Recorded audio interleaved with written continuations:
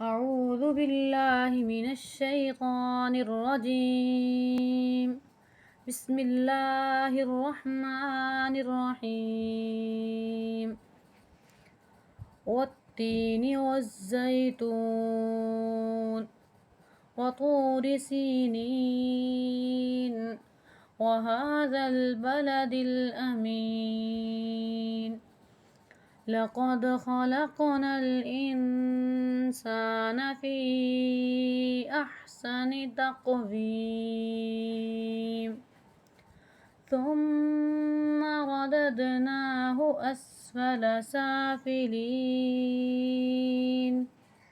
إلا الذين آمنوا وعملوا الصالحات فلهم أجر غير ممنون. فما يكذبك بعد بالدين أليس الله بأحكم الحاكمين.